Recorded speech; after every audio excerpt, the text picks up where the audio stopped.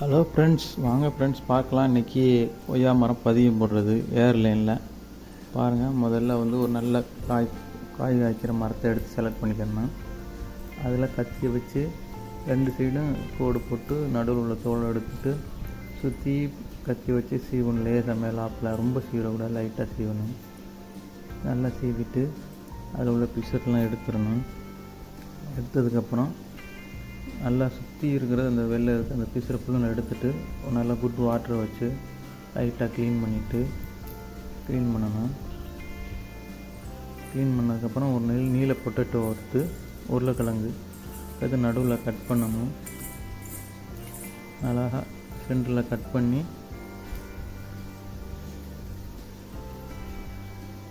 கரெக்டாக ஈவனாக இருக்கணும். கட் பண்ணோம்னா கட் பண்ணிவிட்டு அப்படியே ஆப்பிள் மாதிரி 2 உள்ள வெட்டிட்டு சென்டரில் ஒரு வி ஷேப்பில் இந்த கலம் ஒன் சைடில் மெதுவாக கவனமாக கட் பண்ணணும். கையில் எல்லாம் கட் பண்ணிடும். எடுத்துகிட்டு அந்த லேயரை எடுத்து வெளியில் போட்டுடணும்.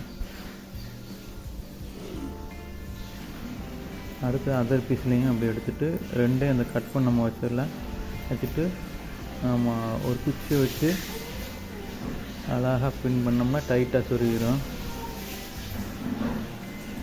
அதில் உள்ள பிசு ரெண்டையும் உடைச்சிடணும். உடைச்சிட்டு பாருங்கள். இப்போ திருப்பி உங்களுக்காக வச்சுருக்குறேன். ஒரு 250 1/6 கப் எடுத்து சென்டரில் ஓட்டை போட்டு ரவுண்ட் பண்ணி எடுத்துடணும். அந்த கொய்யா மரம் தடிமன் அளவுக்கு சென்டரில் சிசரை வச்சு சைடில் ஒரு லைட்டாக கட் பண்ணி அந்த ஹோல்ஸ் வரைக்கும் கட் பண்ணணும். கட் பண்ணிவிட்டு திருப்பி அந்த உருளைக்கிழங்குக்கு அப்படியே சைடாக பிஞ்சிடாமல் அழகாக கவனமாக வச்சுட்டு சைடில் டேப் ஒட்டிடணும். ஏன்னா வெட்டினது வழியாக தண்ணியில் ஒடியா அந்த வெளியில்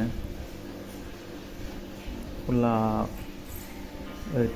வெட்டிட்டு அதுக்கப்புறம் கோகோ பிட்டு எடுத்து ஃபுல்லாக அதை ஃபில் பண்ண லைட்டாக ஈரம் பண்ணிடணும். கோகோ பிட்டை ஈரம் பண்ணிவிட்டு நைட்டை எடுத்து ஊற வச்சு இது பண்ணிவிட்டு லைட்டாக புழிஞ்சிட்டு அந்த ஈரத்தோடைய உருளைக்கிழங்கு ஃபுல்லாக சுற்றி அடைகிற மாதிரி நல்லா ப்ரெஸ் பண்ணி அமுக்கணும்.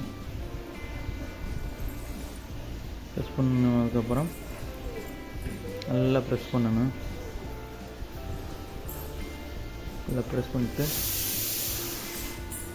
நல்லா ஏர் கேப்பு இல்லாத அளவுக்கு நல்லா பிடிச்சிக்கிட்டு ப்ரெஸ் பண்ணணும்.